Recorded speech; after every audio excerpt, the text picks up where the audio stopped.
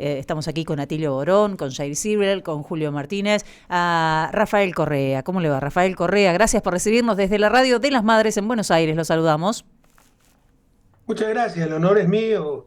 Siempre un gusto participar en la radio de las Madres de la Plaza de Mayo, que para nosotros es referencia, símbolo, Tiene eh, recuerdos, Rafael, con Eve. impulso, sí, con Eve, con tantas madres que nos inspiran para seguir luchando y seguir resistiendo. Un abrazo a usted, un abrazo a Tilio, y a través de la radio de las Madres un abrazo a nuestra queridísima Argentina. Estamos un poco conmocionados, Rafael, porque estamos un poco mirándonos el ombligo. Acá a unas cuadras de la radio está el Congreso y se acaba de aprobar esta mega ley de Javier Milei en la que sentimos que lo que está pasando es que están loteando la Argentina, básicamente. Que está, perdón, no te entendí la Que última están expresión. loteando la Argentina, que están vendiendo la Argentina, ¿no? Bueno, ¿qué esperaban de un tipo como Milei? Lo sorprendente es que tenga mayoría en el Congreso para aprobar todas sus barbaridades, ¿no? Normalmente el equilibrio de poderes, un punto fundamental en una democracia, es precisamente para evitar estos excesos, de un loco llegue sí, con el voto popular, pero respeto mucho el voto popular argentino, pero nadie me va a quitar el convencimiento que tenemos un loco que dice que sabe economía y lo que habla es ideología pura, indeseable e imposible, ¿no? Pero para eso está el equilibrio de poderes, para controlar los excesos. Y es lamentable que el Congreso permita pasar esa clase de cosas, ¿no? Sí, o qué tal, Rafael Atilio te habla, ¿cómo estás? Un gusto ¿Y enorme. cómo está, tío?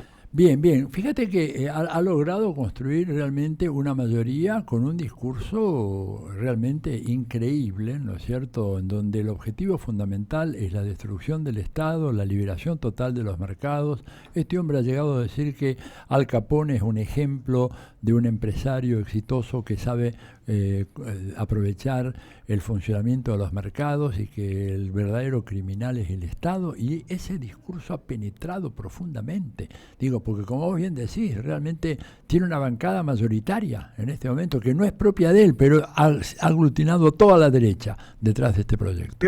Peor aún, porque hay derecha moderada que no puede prestarse esa locura, pero ojalá carguen con la responsabilidad cuando suceda lo inevitable, ¿no? Que colapse Argentina. De hecho, ya está colapsando. Tienen crecimiento negativo del 2%, la más baja tasa de crecimiento o el de crecimiento más alto de toda América Latina y la tasa de inflación más alta del mundo. Entonces ya por ahí les pueden decir que si había enfermedad, que es innegable, la solución y el médico no es muy bueno, porque la idea es que te curen la enfermedad con el menor costo posible, el menor trauma posible. Pero te curan la enfermedad, el dolor de cabeza, cortándote la cabeza, pues, hermano.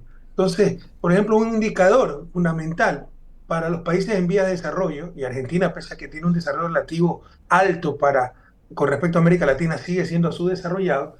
No hay país latinoamericano que en 200 años como república independiente haya alcanzado el desarrollo, pero un indicador fundamental, el más importante para mí, es la disminución de la pobreza absoluta. Y por ejemplo está aumentando la pobreza, la desigualdad, y muchos aplauden su propia tragedia, ¿no? Uh -huh. Y duele en el alma que eso suceda en el pueblo de Borges, de Cortázar, de Sábato, un pueblo tan culto como el argentino, pero increíblemente está sucediendo. Hemos caído en esas cosas, lamentablemente. Pero bueno, cuéntanos un poquito cómo está la situación hoy en Ecuador. ¿Qué resumen harías, por ejemplo, el resultado del referendo que convocó el presidente Noboa? Y el referéndum lo perdió Noboa, ¿no? Ah, Puede sí. decir lo que quiera. Hasta el punto que después le renunciaron un ministro. Sí. Si volvió, como él dice, 9-2, ¿por qué le renuncian los ministros? En verdad tenía 9 preguntas de relleno y 2 preguntas centrales, que era regresar al arbitraje internacional, que tanto le ha costado al país y que lo prohibió la Constitución del 2008, y la tendencia mundial es a dejar esos arbitrajes en la propia Europa, ¿no? Y el contrato por hora, que también lo derogué cuando llegué al gobierno, que ya lo hemos vivido, es telenovela repetida. No es flexibilización laboral, es explotación laboral. Cuando yo llegué había la llamada tercerización. Mira, te pongo un ejemplo. La empresa más grande de cemento, con ventas de centenas de millones de dólares por una economía como la ecuatoriana, eso es muchísimo, con centenas también de empleados, decía que no tenía ningún empleado en un juicio laboral, porque todo lo contrataba a través de una tercera empresa. Mm. Con eso evitaban estabilidad, reparto de utilidades que tenemos en Ecuador, etcétera. Eso se llamaba la tercerización y era para aumentar empleo. Y el contrato por hora. Es que si tú no tienes estabilidad, si no tienes una jornada completa, si sacrificas ciertos derechos laborales, debe ser compensado con mejora en otros derechos, por ejemplo, mayor salario. Bueno, aquí se pagaba menos. Y lo que se hacía era despedir gente para contratar por horas. Entonces, ya lo hemos vivido. Y no es que hubo más empleo con el contrato por hora, sino más explotación laboral. Yo era eso cuando llegué a la presidencia, nunca ha habido tanto empleo adecuado, tanta capacidad real del salario básico, el ingreso familiar de la familia tipo ecuatoriana cubría la canasta básica, fuimos los campeones regionales de reducción de pobreza, reducción de desigualdad y haciendo respetar los derechos laborales. Quieren volver al pasado, o quisieron, y fueron derrotados también en esa pregunta. Esas eran las dos preguntas centrales, ¿no? Así es. Volver al arbitraje internacional que beneficiaba directamente a Noboa, el presidente, que es el hijo del hombre más rico del país, cuyas empresas que trabajan en Ecuador no son ecuatorianas, están registradas en el extranjero. Lo beneficiaba directamente esa medida. Esa es la mayor corrupción, sobre todo los jóvenes que me escuchan. Utilizar el poder político para fines personales o grupales. La única legitimidad del poder político es el bien común. En todo caso, también se fueron derrotados en el contrato por horas. El resto era relleno. Por ejemplo, primera pregunta, ¿no? De relleno. Sí, Quiere claro. que las Fuerzas Armadas apoyen a la Policía Nacional, pero así estaba. Sí. Palabras más, palabras menos, redactada la pregunta. Apoya a la Policía Nacional para el combate al crimen organizado y el narcotráfico. ¿Quién va a decir que no? ¿Quién va a decir, quiere que la selección argentina sea nuevamente campeona mundial? Le preguntamos eso a los argentinos. ¿Quién va a decir que no? ¿No? Entonces, pero eran preguntas de relleno. Además, ya se puede hacer. Todo era una mentira. Este tipo gastó $62 millones para cosas, si eso le interesaba, que ya se estaban tratando en la Asamblea.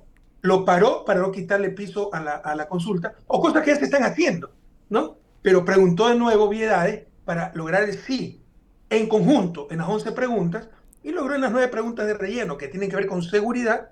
Le dijo el pueblo ecuatoriano, te decimos sí en todo, pero te vamos a pedir resultados.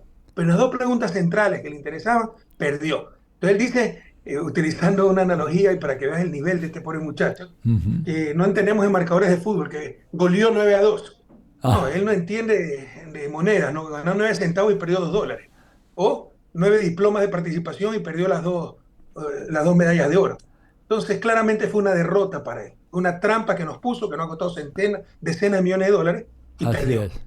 Hola Rafael, ¿cómo estás? Te saluda Jair Sibel, un placer hablar contigo y quería preguntarte Gracias. sobre un tema que a mí me parece que sos una voz muy jerarquizada que tiene que ver con las sucesiones políticas de los procesos populares, ¿no? Uno piensa en lo que pasa en Bolivia con Evo y Luis Arce, uno piensa en lo que sucedió en tu caso con Lenín Moreno, uno piensa en lo que nos pasó a nosotros con Alberto Fernández después de Cristina y la verdad que se sorprende que después de liderazgos de gente que transformó la historia en favor de los trabajadores, quienes lo sucedieron no estuvieron a la altura o por lo menos en muchos de los casos traicionaron los ideales que los llevaron hasta ahí.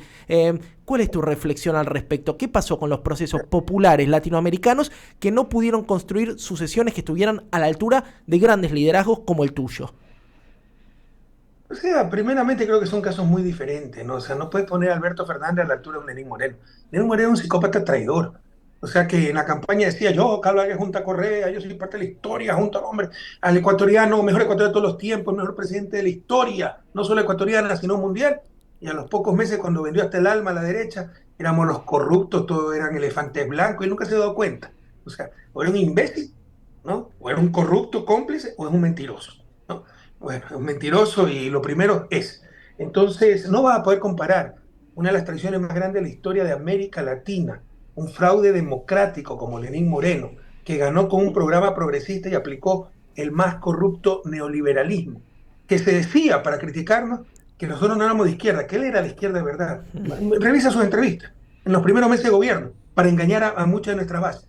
No, yo soy un socialista de veras, ¿no? Y el socialista de veras Sí. persiguió en verdad al progresismo, a sus ex compañeros y vendió el país al capital financiero de la forma más corrupta, más burda. Ahora lo invitan a este grupo que hay en Miami, ¿cómo se llama? De libertad, ni sé qué, como el gran liberal, cuando se decía al principio del gobierno que él era el verdadero socialista y nosotros éramos farsantes y por eso nos perseguía, ¿no? Entonces no puedes comparar un psicópata así con Alberto Fernández, que tal vez no tuvo errores en el gobierno, etcétera, pero no es traidor, pues. No es un miserable de armas, no es un psicópata como Lenín Moreno. Algo similar en Bolivia, ¿no? Donde Lucho Arce, pues no es que ha traicionado el programa de Evo Morales, hay conflicto entre dos líderes bolivianos, pero no es la traición que hemos vivido con Lenín Moreno. Lenín Moreno es punto y aparte. O sea, es muy difícil encontrar un caso similar en historia de América Latina, un verdadero psicópata traidor. Entonces, pero en todo caso, tu pregunta va a que es muy difícil suceder liderazgo fuerte. Eso pasa en todas partes del mundo, Sí, ¿no? Y lamentablemente, ¿ya? Bueno, también tenemos esto que nos lleva a una reflexión. Hace unos años yo no tenía estas ideas, pero ahora estoy convencido que, que estaba en un error y esto es lo correcto. No puedes prescindir de esos liderazgos. Es que ustedes están hambrientos de poder y quieren permanecerse en el poder. Digan lo que les dé la gana. Pero si hay un buen gobierno, tiene que seguir. Es que mira Estados Unidos, el liberalismo, ellos sí tienen alternabilidad. Sí, del año 1952, cuando ya puede funcionar hasta solo ese país. Pero antes había reelección indefinida de presidente, no prescindían de los buenos gobiernos, y Franklin Delano Roosevelt, que le claro. tocó enfrentar la peor crisis de la historia del capitalismo, ¿no? Y tal vez de la historia de Estados Unidos, lo reeligieron 4 veces. Y precisamente después de eso fue que limitaron la reelección presidencial una sola vez, porque todos querían la cereza del pastel, demócrata y republicano. No, yo también quiero ser presidente.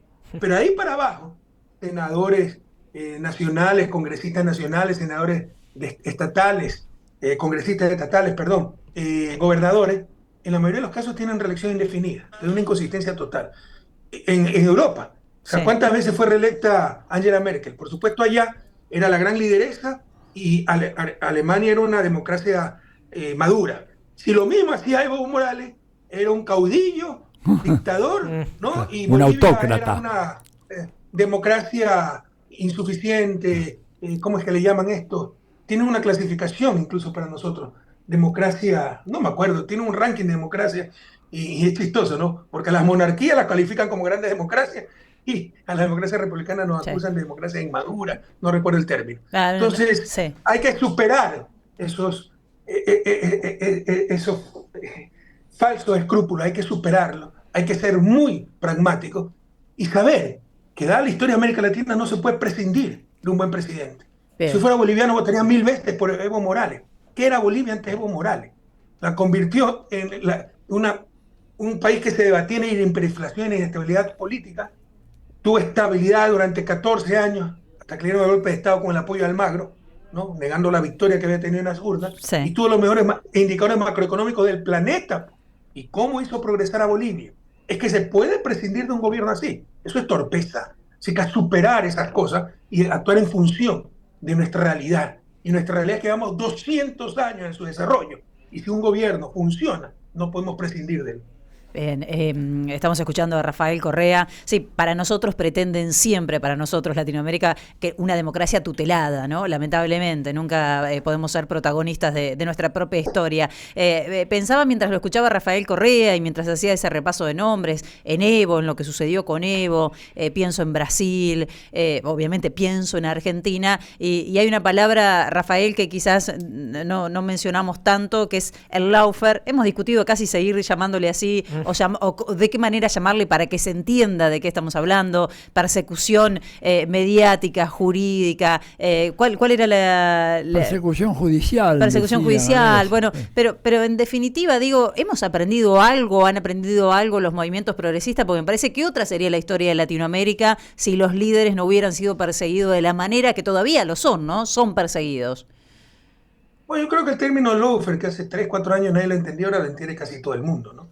Que es la judicialización de la política y a través del hostigamiento judicial, del abuso y destrucción del derecho, lograr lo que no logran en las urnas. Porque saben que con un juego limpio, un Lula es invencible en las urnas, un Evo Morales es invencible en las urnas, una Cristina Fernández de Kirchner es invencible en las urnas, quien te habla es invencible en las urnas. Entonces te tienen que condenar como lo hicieron conmigo por influjo psíquico, porque los corruptos son ellos y jamás van a encontrar pruebas de deshonestidad en nosotros, ¿no? Horas antes de inscribirme como candidato en el 2020, para impedirme ser candidato, regresar a mi patria, ser presidente a Guillermo Lasso y así seguir controlando el país con trampa, ¿no? Antidemocráticamente, sin respetar derechos humanos, principios constitucionales, la propia ley. Lo mismo ya empezaron a aplicar en España. Mira lo que le sucedió a Pedro Sánchez. Ojalá que se den cuenta de lo que es el lawfare, porque España ha estado muy ausente de esta tragedia que ha habido en América Latina, utilizando la justicia para perseguir dirigentes progresistas. Esto no se puede dar. Esto no es casualidad, como en los 70, las dictaduras militares en todos lados. No es casualidad, es un plan coordinado, apoyado.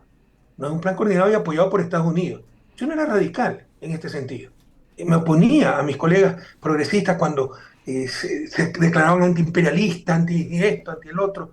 porque yo viví en Estados Unidos, estudié en Estados Unidos, tengo 2 títulos universitarios de Estados Unidos y admiro mucho ese pueblo, pero ya superé la ingenuidad y es evidente que tiene una moral para adentro y otra moral para afuera. Y lo que han permitido estos años en América Latina no tiene nombre. Lo que han permitido en Ecuador, ese embajador Fitzpatrick, Michael Fitzpatrick, que ya está prolongado en sus funciones, apoyando a una fiscal totalmente corrupta para romper la ley, romper todo y perseguir a los opositores políticos. No tiene nombre, no tiene nombre. Y es fruto solo del poder y la prepotencia de esta gente. En todo caso, o sea, ¿cómo funciona el lawfare? Tiene 2 patas centrales, ¿no? O sea, debe haber ejercido el poder en 10 años de gobierno, por supuesto que va a tener un caso de corrupción, ¿no? Algunos casos de corrupción. Pero una cosa es un gobierno que tolera la corrupción, ¿no? Como ahora, donde todo es corrupción, y otra cosa es un gobierno con casos de corrupción que ocurre en España, en Alemania, en el Vaticano, y obviamente en los países de desarrollo, pero jamás hemos tolerado la corrupción. Pero ahí los medios, viene la mafia mediática, te hace una narrativa, y créeme, por ejemplo, el caso ahorita que está sucediendo, el Contralor de la República, 10 años fue Contralor durante mi gobierno, pero es un poder aparte, es otra función, no es miembro del gobierno. Lo hicieron pasar como miembro del gobierno. Tú le preguntas al ecuatoriano muy corriente y es un miembro del gobierno nombrado por Correa. No es ni miembro del gobierno, es autónomo, es otra función del Estado, ¿no? Y no es nombrado por el presidente. Claro. Al inicio, yo llegué el 15 de enero del 2007 al poder. Creo que el 7 de febrero me manda la terna del Congreso de ese entonces con los candidatos a Contralor, porque así era el sistema en ese momento. Nosotros no habíamos presentado candidatos a congresistas como rechazo al Congreso, no teníamos un solo congresista. Eso lo hizo la partidocracia. No conocía a ninguno de los 3 candidatos, nombré al primero. Y así empieza a ser Contralor Poli. Como tenía un currículum espectacular, era hasta Contralor, auditor de la OEA, ¿no? Ya había sido ministro del gobierno de Lucio Gutiérrez, etcétera. Ganó todos los concursos. Después, la elección de Contralor con la nueva constitución fue por concurso. Ganó todos los concursos. Resultó que era un corrupto de 7 suelas. Ha sido condenado a Estados Unidos. Y es el Contralor de Correa. Y todos somos corruptos. Entonces te arman esa narrativa, ¿no? Hacen retroceder en cultura democrática a la gente, la confunden. Resulta que ahora Poli es parte del gobierno, nombrado por Correa, y entonces todos, y sabíamos que era un corrupto. Yo ni siquiera he sido amigo de Poli. No conozco a su familia, no conozco su casa, nada. ¿Me explico? Por supuesto que había contacto por las funciones del Estado. Pero ahora resulta que no ha sido miembro de la Revolución Ciudadana, nada. Pero eso te impone la prensa. Luego viene un aparato judicial totalmente cooptado.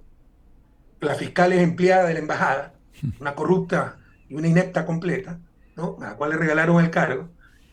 Jueces o corruptos o temerosos, que eso lo copian los titulares. Entonces la mafia mediática, en función de esta narrativa, te genera primero consenso. Todos son corruptos. Y luego consentimiento. Como son corruptos, así no sea cierto, el influjo psíquico está bien castigado Correa porque es corrupto. ¿Ok? Tal vez no es por eso, pero es corrupto, entonces debe ser castigado. Y la gente aplaude las más grandes canalladas, incluso la gente más noble. Y así nos destruye. Entonces así funciona el lawfare. Los 2 ejes fundamentales son el poder mediático, la mafia mediática, Sí. y la mafia judicial, porque nuestro sistema de justicia están tomados, los fiscales están tomados, dependen de los Estados Unidos con sus cursos, sus seminarios, su financiamiento, su visa de 5 años, etcétera, Sí. ¿no? Y así estos años han controlado el poder político en países como Ecuador, ¿no? Con el lawfare, no con democracia legítima, sino con trampa, atentando derechos humanos, atentando contra la reputación de la gente, atentando contra la libertad de la gente, como el caso de Jorge Glass. Claro. Rafael, una pregunta más sobre el tema de Ecuador. Fíjate, porque en la Argentina, viste, el gobierno de Milei ha alineado incondicionalmente la Argentina con los Estados Unidos y con Israel. Y está cocinando, me parece a mí, un acuerdo entre Estados Unidos y la Argentina, similar al que firmara el gobierno del Ecuador y el que fuera de alguna manera, explícame cómo fue la cosa, aprobado por la Cámara de Representantes y el Senado de Estados Unidos, que le han dado al gobierno norteamericano jurisdicción para decidir en qué momento enviar tropas al Ecuador por causas de conmoción interna o lo que sea, que son definidas desde Estados Unidos y no desde el gobierno ecuatoriano. ¿Es así como trabaja ese acuerdo? No, porque sería totalmente inconstitucional. Te soy sincero. No conozco a fondo, y de hecho lo guardan confidencialmente, acaban de declarar que todos los gastos militares, policiales, el equipamiento, etcétera, de inteligencia serán secretos en los próximos 5 años. Entonces, esa es la estrategia de la derecha. Te genera el problema, el terror. Cuando la gente tiene terror porque sales a la calle y te matan, no piensa, no reacciona emotivamente y acepta cualquier barbaridad, cualquier abuso, y ahí te imponen todo, ¿no? Desde alza de impuestos hasta esto de que falta de transparencia. 5 años no vamos a saber qué equipamiento le compran las Fuerzas Armadas, la policía, a inteligencia. No sabemos si son armas que atentan contra los derechos humanos. No se va a saber nada.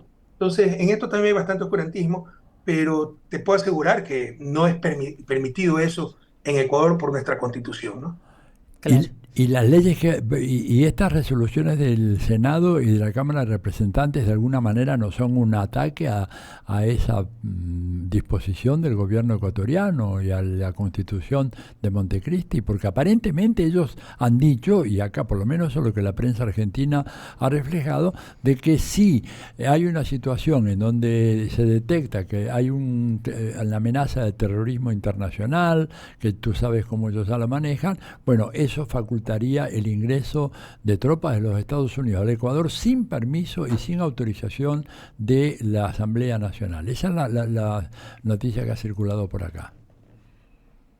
Lo veo difícil. Recuerda que yo no puedo regresar al país hace 7 años, estoy al otro lado del mundo, no tengo toda la información, nos agobian todos los días con persecuciones judiciales, con Sí, claro. brutalidad como incursionar en la Embajada de México, o sea, me preguntan a mí, mi principal preocupación con la que me levanto, con la que me acuesto, y esa es la gran victoria de esta gente que solo sabe destruir y generar aflicción, es pensar en Jorge Glass, un hombre inocente que lo recluyeron, lo secuestraron de la Embajada de México teniendo asilo político, lo metieron a una cárcel de alta seguridad, ¿no? Y lo tienen incomunicado y está en huelga de hambre. Jorge Glass se puede morir en unos cuantos días. Así es. Estoy concentrado totalmente en esto. Este acuerdo, sí sé al que te refieres, fue de hace varias semanas, pero no tengo los detalles y Bien. ya te digo, o sea, me extrañaría mucho que lleguen hasta esos extremos y de llegar es absolutamente inconstitucional. Bien, acá están llegando muchos mensajes de los oyentes de la Radio de las Madres saludándote, Rafael, algunos que han recorrido tu país, bueno, muchos mensajes muy afectuosos, no queremos abusar del Durante mi tiempo. gobierno, el turismo de Sí. Argentina a Ecuador aumentó exponencialmente, ¿no? Sí, recuerdan, ahora- en ese momento recuerdan haber visitado Ecuador, por lo menos los mensajes Ahora que nos solo llegan va a por visitar aquí. tropas extranjeras, de acuerdo con lo que dice Atilio, Bueno. porque nadie se atreve a ir a Ecuador por la Claro, inseguridad. claro. Pasamos a ser el segundo país más seguro de América Latina a uno de los 5 países más violentos del mundo, y el más violento de América Latina. Pasamos de 5.8 muertes, homicidios por cada 100.000 habitantes. El año pasado cerramos con 44 homicidios por cada 100.000 habitantes. Claro. Una ciudad como Esmeraldas, una querida provincia, está entre las 7 más peligrosas del mundo. Mi ciudad de nacimiento, Guayaquil, está entre las 24 más peligrosas del mundo. Créanme, ¿no? El sistema de justicia era evaluado como el mejor de América Latina, ahora estamos evaluados como el peor, de los peores del mundo. Exportábamos energía eléctrica a Colombia y Perú, teníamos las matrices eléctricas más estables del planeta. Ahora tenemos cortes de luz y compramos energía clarísima a Colombia, que ya no nos puede vender porque también tiene problemas de escasez de energía. Yo no he visto, yo soy especialista en desarrollo, y si algún economista especialista en desarrollo me escucha, que me ilustre, pero no conozco en época de paz, sin bloqueos, una destrucción tan rápida y profunda de un país. No la conozco. Rafael, muchos dicen que nosotros tenemos que mirar a Ecuador para entender lo que puede pasar si prospera este programa que trae Javier Milei. Esa descripción que vos estás haciendo, ¿pensás que es el camino que puede tomar Argentina o que está tomando Argentina? Pero por supuesto, porque esto con su mafia mediática tienen las explicaciones más aberrantes, ¿no? Resulta que la violencia es porque yo saqué en el 2009 la base en Manco. Ya mismo dicen la violencia porque Simón Bolívar sacó a los españoles, pues, ¿no? Entonces es estúpido. Pero esto dicen, y eso te lo repiten los medios, ya sin rubor, sin vergüenza, ¿no? Cuando la violencia es porque desmantelaron el Estado, porque empezaron desmantelando la función ejecutiva, donde había un diseño en función de un plan nacional de desarrollo, en función de una visión de Estado. Entonces teníamos ministerios coordinadores, entre ellos el Ministerio Coordinador de Seguridad, lo eliminaron. Ministerio de Justicia encargado de las cárceles, lo eliminaron. Ahora las cárceles las controlan las mafias. ¿Por qué un Ministerio Coordinador de Seguridad? ¿Por qué no solo da pistolas a la policía por la seguridad?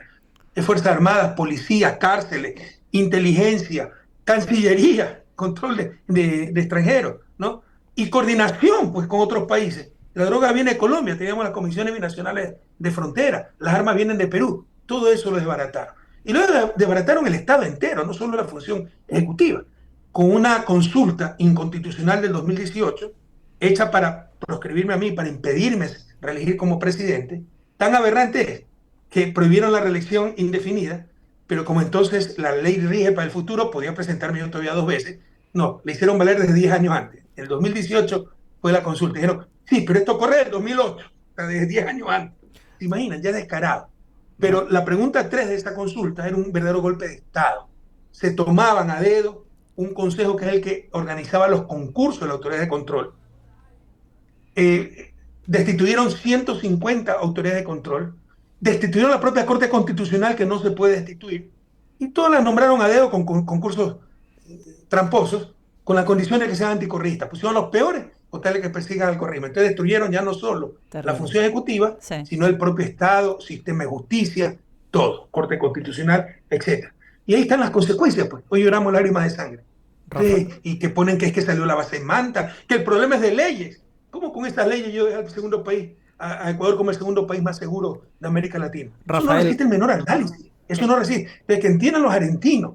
No, vivimos en comunidad, como se requiere acción individual, se requiere acción colectiva, ¿no? Y esa representación institucional de la sociedad para realizar esa acción colectiva se llama Estado. Es un absurdo pretender prescindir del Estado, es una locura. Y miren el caso de Ecuador. O sea, lo que vivimos ahora es por el desmantelamiento del Estado en estos últimos 7 años. Rafael, sin duda lo que decís nos traslada a la realidad que estamos viviendo. Hay muchos paralelismos entre Argentina y Ecuador. Otro de los paralelismos es que allá el correísmo sigue siendo la principal oposición, acá el kirchnerismo sigue siendo la principal oposición. ¿Cómo se hace oposición a un gobierno de derecha? ¿Hay que confrontar o hay que moderar posiciones? No, mire, hay que hacer lo que se tiene que hacer. Y si se tiene cosas intolerables, hay que confrontar. No es que buscamos la confrontación per se, pero ¿cómo se puede aceptar las barbaridades que se están viviendo? Y eso que tratan de contemporizar, negociemos, busquemos el mal menor del corto plazo, el mal mayor en el largo plazo. Cuando se sacrifica la verdad, cuando se sacrifica los principios, cuando se sacrifican los ideales, siempre va a ser peor en el mediano y largo plazo. Entonces Correa, tú nunca vas a ser pacificador. Sí, a mí no me busques para esa cosa, ¿no? Yo diré siempre la verdad y creo que uno de los problemas que vivimos es que se ha perdido el respeto por la verdad. Y si para pacificar a nuestros países después de un conflicto, en el caso colombiano, en el caso de la dictadura como Argentina, se tiene que sacrificar la verdad. Es mucho más lo que se pierde que lo que se gana, porque estamos sembrando la semilla para que se repita ese conflicto, ¿no? Podemos perdonar, pero en función de la verdad. Saber quiénes fueron víctimas y quiénes fueron victimarios. No como dice cierta izquierda infantil, por mucha vanidad, la autocrítica. Entonces no, se ha polarizado el país, baste tanto odio, todos somos culpables y veamos qué hacemos. Se está en ese momento sacrificando la verdad y se está perdiendo mucho más de lo que se está ganando. Bien, Rafael, una pregunta. Bueno, tú sabes que el tiempo es tirano en la radio. Queríamos saber, ¿estás viniendo a la Argentina? Porque nos gustaría tenerte en el piso si llegaras a venir. ¿Tienes algún plan? Yo no voy a poder ir con un gobierno como Milei. Nosotros hemos ganado todo a nivel internacional porque otras tantas tonterías.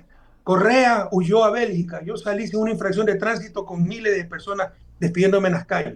Cuando nos traiciona Moreno me empieza a llover, tengo 54 indagaciones criminales. 54. No he dado la cara a la justicia, está bajo la jurisdicción belga, he dado la cara de justicia en todo y le hemos ganado todo, ¿no? Bélgica me ha dado el refugio político, es decir, Bélgica es un país corrupto que le da el refugio político a un corrupto. Eso es decir, Correa es inocente, es perseguido político y los corruptos son los que le persiguen. Le hemos ganado las treintenas de peticiones que le han hecho Interpol, pero la forma más grosera, Interpol es policía. Digo treintena porque no solo ha sido conmigo han pedido 4 o 5 veces, pero todos los involucrados en mi caso, y les han negado la forma, pero hasta más grosera para ser policía. Esto es persecución política. Hay 6 reportes del relator de Naciones Unidas para Independencia de Jueces denunciando la toma de justicia, denunciando los atropellos en nuestro caso, ¿no?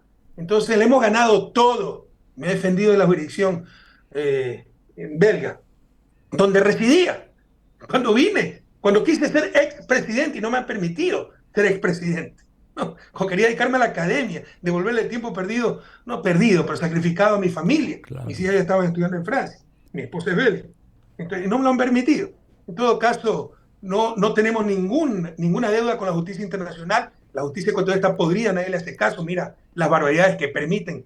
O sea, lo que ha hecho Noboa, incursionar en una embajada extranjera, secuestrar a un asilado. Sí. Es evidente delito, flagrante delito. Vean el artículo 111 del Código Penal ecuatoriano y el 125. Pero no va a pasar nada porque todo está podrido. Pero a nivel internacional hemos ganado todo. Lamentablemente hay gobiernos hostiles que pueden aprovechar, ¿no?, cualquier cosa para hacernos daño. Entonces no podría ir a Argentina por el momento.